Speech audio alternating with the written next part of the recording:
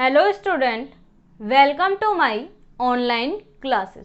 हम MSc final year की series में कंटेनर मैकेनिक्स की यूनिट नंबर 1 पढ़ रहे थे और जिसमें हमने गाउस थ्योरम पढ़ी थी और गाउस थ्योरम का मैंने डायग्राम आपसे बनवाया था और डायग्राम बनवाया था तो वो किस तरीके से था, इस तरीके से था। मैं नीचे की तरफ नहीं जाऊँगी, ऊपर से ही हमारा सॉल्व हो जाएगा। और यहाँ सरफेस दिया था ये S1 और सरफेस एक था S2 नीचे की साइड में और इसकी वैल्यू थी R में y1 y2 and Sai, y1 y2 और साई। और ऊपर की साइड में वैल्यू थी R, एक पॉइंट माने थे हमने y1 y2 और फाई, ये वैल्यूज थी।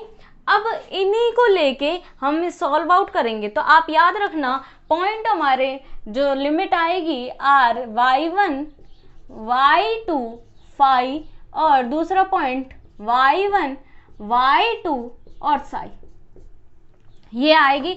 और लिमिट लगाएंगे और लिमिट लगाएंगे तो वो साई से, क्यों नीचे वाला यहाँ पर एक वैल्यू थी n2 और यहाँ पर वैल्यू थी n1, यही वैल्यू थी हमारे n1 और n2। अब आगे देखिए हम इसका क्या करेंगे, सॉल्व आउट करेंगे। इसे एक एक स्टेप को इसमें से सॉल्व आउट करेंगे, v लेके चलेंगे और हम s लेके आएंगे, ठीक है। अब देखिए साई से लिमिट लगेगी, फाई लगेगी। अब हम आगे से सॉल्व आउट करें और अब देखना क्या है।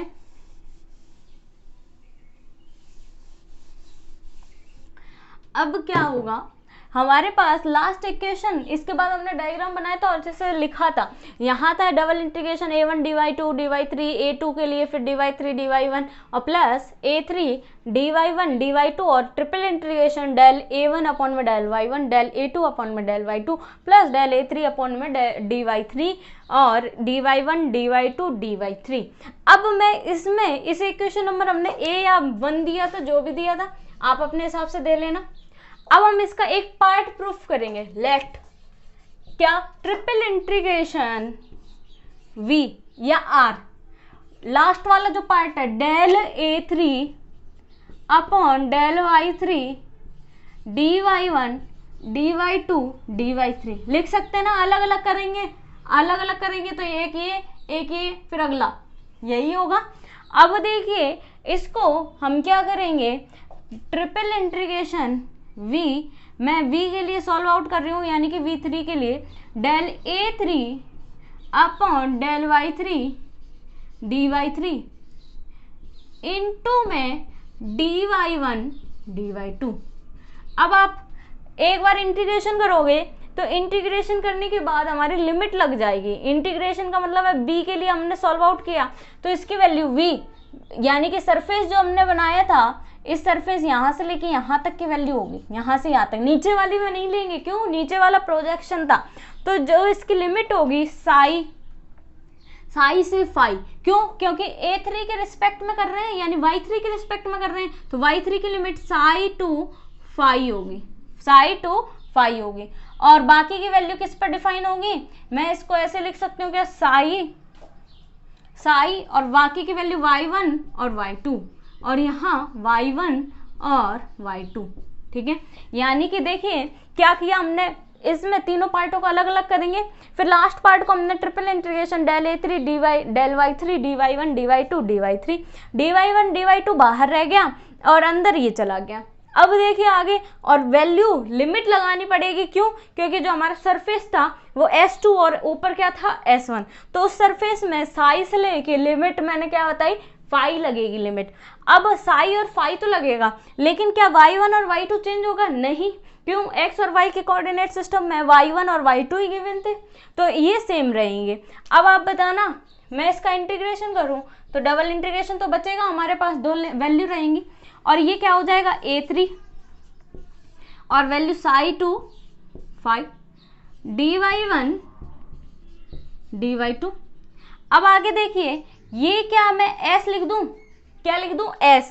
दो अगर लिमिट पॉइंट यानी दो अगर लिमिट रह जाए, यानी कि ये कहें डबल इंटीग्रेशन रह जाए, दो कोऑर्डिनेट सिस्टम रह जाए x और y, तो वो हमारा क्या बनता है, सरफेस बनता है। यानी कि दो ऐसे रह जाए तो वो क्या बनता है, हमारा सरफेस बनता है।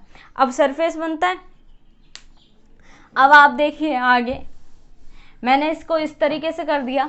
अब आगे देखिए, इसको आगे हम सॉल्व आउट करेंगे, इसको मैं s लिख दूं। अब a3 की वैल्यू एक बार 5 रखेंगे, 5 पर वैल्यू डिफाइन होगी, तो लेकिन y1 y2 और 5 इस तरीके से, और dy1 dy2 minus double integration s a3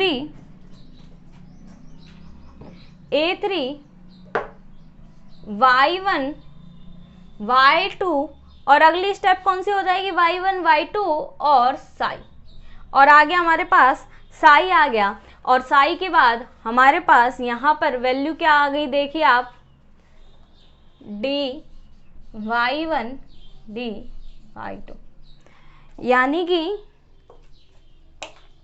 क्या है, देखिए हमने गॉस थ्योरम का लिया स्टेटमेंट इक्वेशन नंबर 1, उसका अलग अलग पार्ट कर लिया। अब अलग पार्ट को हमने साई टू फाई लिमिट लगा दी, और डेल a3 अपॉन में डेल y3 dy3 क्या हो गया, a3 हो गया, साई टू फाई वैल्यू हो गई dy1 dy2।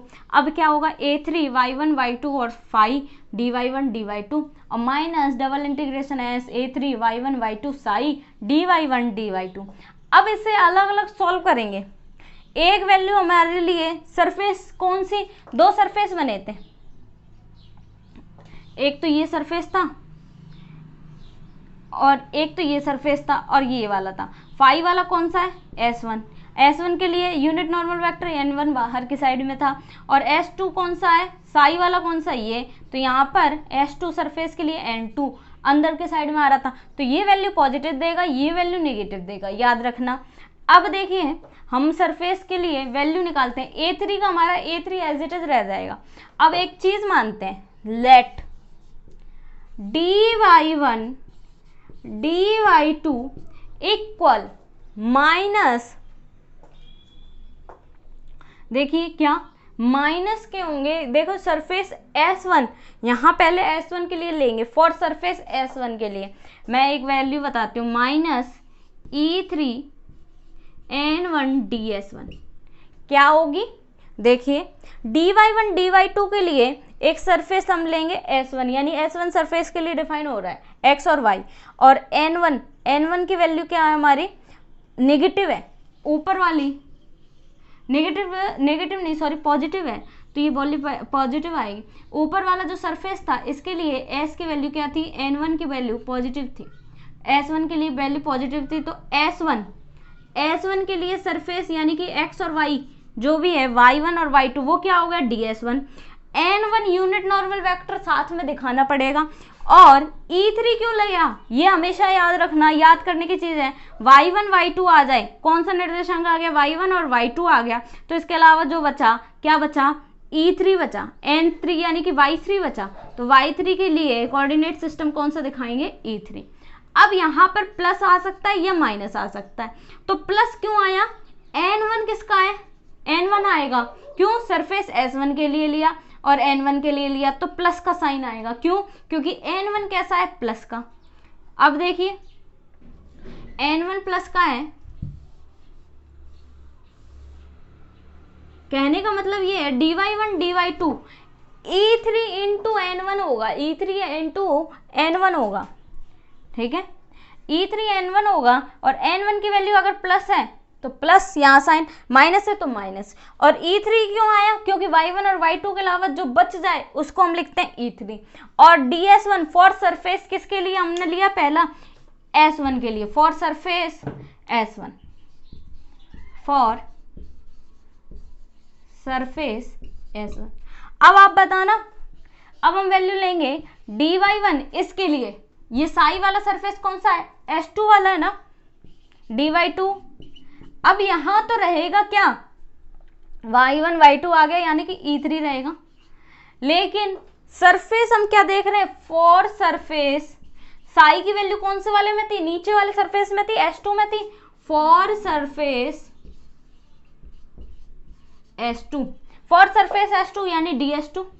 अब ds2 के लिए यहाँ जो सरफेस था वो यूनिट नॉर्मल वेक्टर अंदर की साइड में, नीचे की साइड में जा रहा था, n2 आएगा फॉर सरफेस ds2 के लिए आएगा n2। और माइनस आएगा या प्लस आएगा, ये आप बताएं। तो n2 नीचे की साइड, अंदर की साइड आता है तो हमेशा किसका साइन लेके आता है, माइनस का साइन लेके आता है। किसका साइन लेके आता है, माइनस का साइन लेके आता है। अब देखिए आगे हम समझ लेते हैं, गाउस थ्योरम का स्टेटमेंट उतारा, लिमिट लगाई साई टू फाई, और हमने इसको वैल्यू को डेल a3 अपॉन में dy3 डेल y3 dy3 को हमने सॉल्व किया Sai to phi dy1 dy2, और double integration S a3 y1 y2 phi dy1 dy2 minus double integration S a3 y1 y2 और साई और dy1 dy2 की value निकालनी है और s के रिस्पेक्ट में निकालनी। तो पहली वैल्यू जो फाई थी वो s1 सरफेस के लिए थी और दूसरी जो वैल्यू साई थी वो s2 सरफेस के लिए थी। तो साई जो हमारी फाई वाली वैल्यू है s1 सरफेस के लिए, उसमें यूनिट नॉर्मल वेक्टर क्या था, n1, और बाहर की साइड में जा रहा था तो वैल्यू किसकी दे रहा था, प्लस की। तो n1 इंटू में ds1 आएगा और e3 आएगा किसका, प्लस का, और y1 y2 के अलावा जो बच जाता है e3, इसलिए वो प्लस का आ गया। इसी तरह हमने फिर क्या किया, माइनस के e3 n2 ds2 for surface s2। अब ये आप इसका स्क्रीनशॉट लीजिए, फिर हम आगे से सॉल्व आउट करेंगे। अब देखिए इक्वेशन नंबर ए, ये तो हमें आगे लिखनी पड़ेगी दोबारा, आप स्क्रीनशॉट ले चुके होंगे।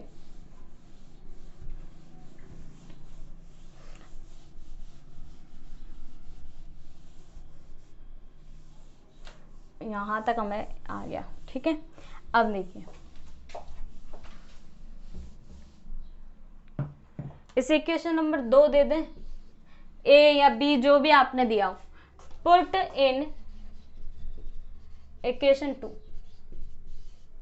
इक्वेशन 2 में आप पुट करोगे तो डबल इंटीग्रेशन एस, और ये वैल्यू किसकी चल रही है ये और बता दीजिए आप, ये वैल्यू जिसकी चल रही है उसके इक्वल में और लिख देते हैं हम। ये थी triple integration V del a3 del y3 dy3 dy1 dy2, इसी को सॉल्व कर रहे थे। तो इसमें रखेंगे तो डबल इंटीग्रेशन एस, यानी दो सरफेस के लिए एस है, और क्या होगा, अब देखिए फॉर सरफेस S1 और S2 के लिए हमने तोड़ा, आप चाहे तो यहां भी लगा सकते हो S1 और S2, ठीक है, लेकिन यहां इसलिए नहीं दिखाया क्योंकि इन निर्देशांक हमारे पास दो हैं। तो पहला सरफेस अब दिखा दे S1, अब A3 S0 छोड़ देंगे क्योंकि A3 हो गया। A3 डिफाइन किस किस पर है, y1 y2 और 5 पर, तो A3 एज इट इज। और अब बताना dy1 dy2 की वैल्यू क्या है, E3 into n1 ds1 dy1 for surface S1 के लिए लिख दिया। अब अगला स्टेप क्या है, minus double integration S A3, इसके लिए भी E3 था, और इनटू में हमारा सरफेस क्या आ गया, n2, माइनस का साइन था, माइनस था तो माइनस माइनस यहाँ क्या होगा, प्लस हो जाएगा, माइनस माइनस प्लस ds2, यही होगा ds2। अब देखिए हम आगे से सॉल्व आउट करेंगे, तो आगे सॉल्व आउट करने के लिए हम इसमें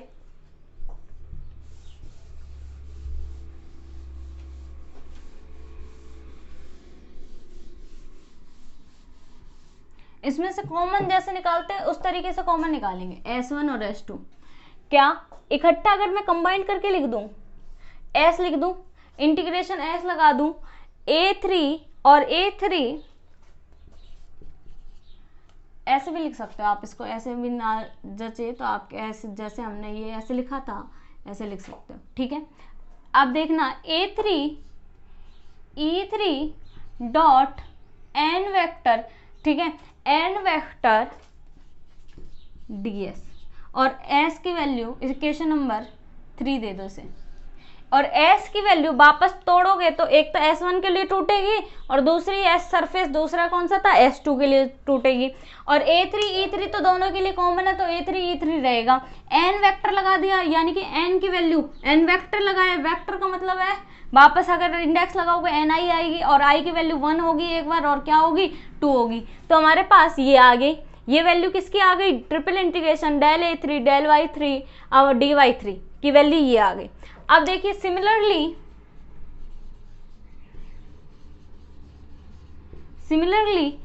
किसके लिए, triple integration v del a2 upon del y2, हमारे पास क्या होना चाहिए, dy1 और dy3।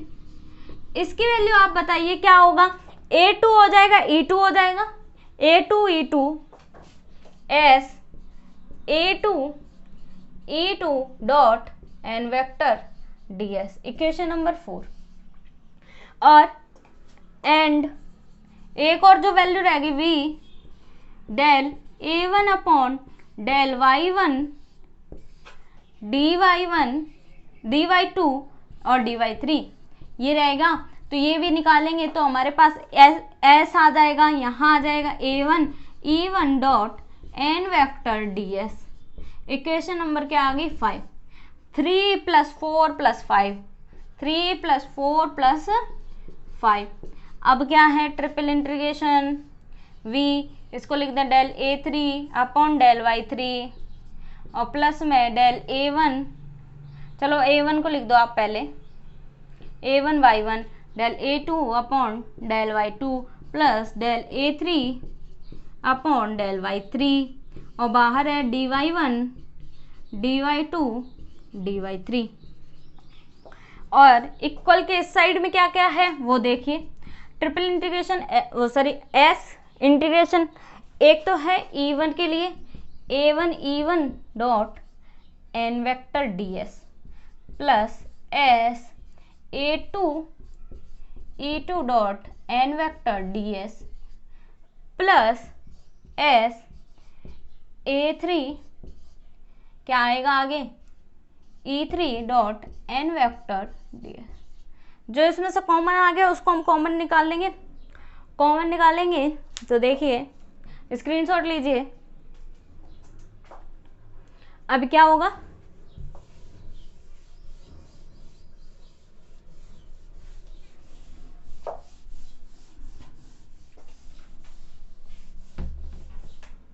क्या करेंगे, that implies triple integration v del a1 upon del y1 plus del a2 upon del y2 plus del a3 upon del y3 dy1 dy2 dy3। अब equal में इधर क्या रह जाएगा, s a1 e1 plus a2 e2 plus a3 e3 dot n vector ds, ऐसे common निकाल के एक साथ लिख सकते हैं ना, n वेक्टर ds। अब देखिए इसको मैं क्या कह दूंगी, v डाइवर्जेंस ए वेक्टर कह सकता है ना, वापस खोलोगे तो डाइवर्जेंस डेल ए, यानी क्या हो जाएगा, डेल ए वन अपॉन में डेल वाई वन और इनटू में कितना डीवी, डीवी की वैल्यू कितनी खोलोगे, D Y one D Y two D Y three, और ये खुलेगा तो डेल ए वन अपॉन में del Y one del A two upon में डेल वाई टू, और इस तरीके से खुलेगा इक्वल एस, इसको क्या कह दें ए vector a1 e1 a2 e2 plus a3 e3 को क्या कह दें a vector n vector ds।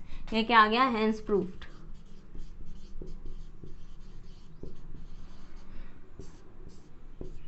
क्या किया हमने, कुछ भी नहीं किया। कॉस थ्योरम का जो इक्वेशन नंबर 1 या ए आपने जो भी दिया हो उसमें एक लास्ट वाले टाइम को हमने सॉल्व किया था, ट्रिपल इंटीग्रेशन v और क्या डेल ए थ्री अपॉन में del Y three D Y one D Y two, और उसकी लिमिट लगा दी साई टू फाई।